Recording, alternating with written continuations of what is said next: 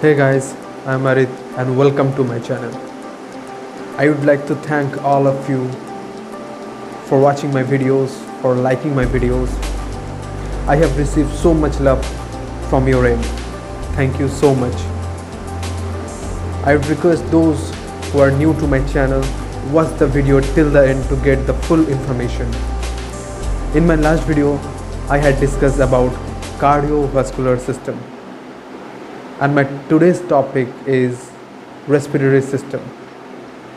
So before start the session, subscribe the channel and hit the bell icon. Every single day I'm gonna make something great. Respiratory system is a biological system consisting of specific organ and structure used for gaseous exchange in animals. The function of respiratory system is to intake oxygen and discharge carbon dioxide. This process is called respiration. Respiration are of two types. One, external respiration. Two, internal respiration. External respiration occurs in the lungs, where oxygen diffuses into the blood and carbon dioxide diffuses in the alveolar air. Internal respiration. Internal respiration occurs in metabolizing tissue, where oxygen diffuses out of the blood and carbon dioxide diffuses out of the cell.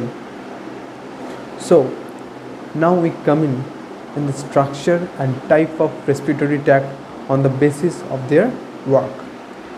So first, respiratory tract divided into two types on the basis of the structure. First is upper respiratory tract and second is lower respiratory tract. Upper respiratory tract consists of nose, pharynx and other associated respiratory organ. And the second is lower respiratory tract. Lower respiratory tract consists of larynx, trachea, bronchus and lungs.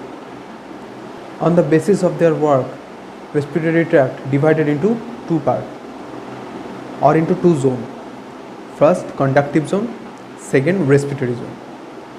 The conductive zone, which conduct the air, allow to passes in and out of the lungs. The conductive zone consists of nose, pharynx, larynx, trachea, bronchus. Respiratory zone. Respiratory zone is the zone where actual respiration or gaseous exchange takes place. Respiratory zone consists of terminal respiratory bronchioles, alveolar duct and alveoli. This thin wall structure allows oxygen to diffuse into the lung capillaries in exchange of carbon dioxide. Now coming into respiratory tract. Respiratory tract is a part of anatomy of respiratory system involved in respiration. Now coming into the structure of respiratory tract. The first part of respiratory tract is nasal cavity.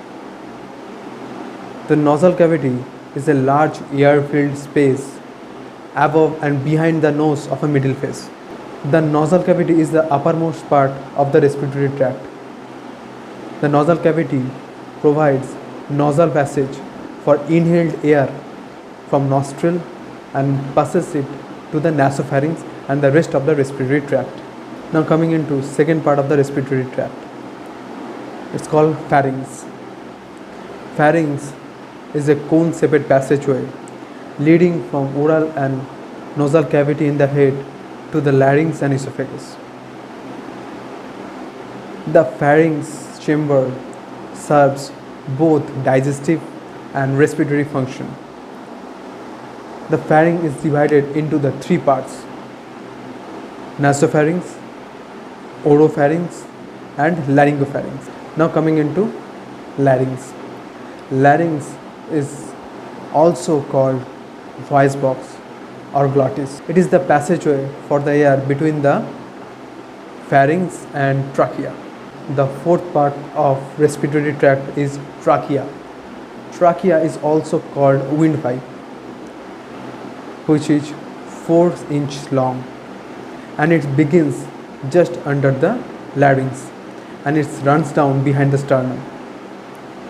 The trachea then divided into the two smaller tubes, which is called bronchi or bronchus for each lung.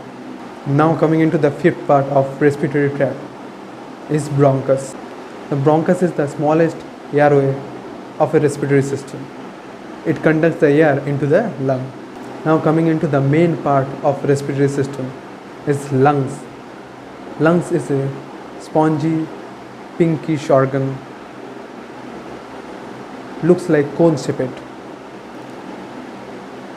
The right lung made up of 3 lobes, whereas the left lung made up of 2 lobes, and it makes room for the heart.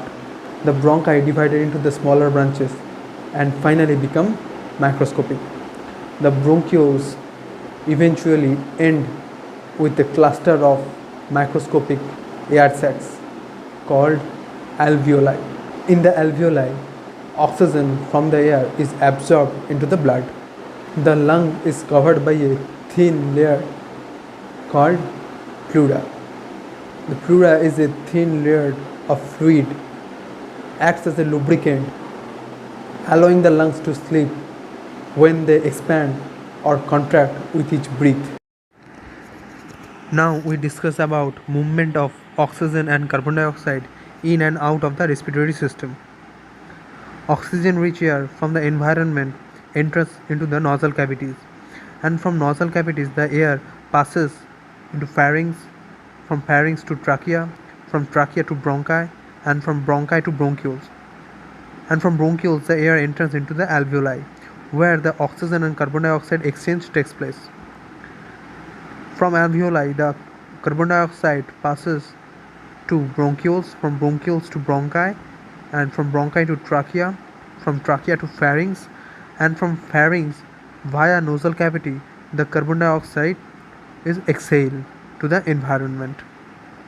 So this is the chart, a pathway of oxygen and carbon dioxide exchange from environment to lungs and from lungs to environment. Now coming into the muscles which are involving in respiration. There are 2 muscles, one diaphragm, another is intercostal muscle, and there is 2 nerves which are responsible and which is involved in respiration. There are phrenic nerve and intercostal nerve. Now we coming into the some compartments of pulmonary volume. TLC. The full form of TLC is total lung capacity. It is the volume of air, the maximum volume of air presence in the lungs after a forceful inspiration. It is called total lung capacity, and the amount of total lung capacity is 4 to 6 liters. Now coming into IRV. IRV full form is inspiratory reserve volume.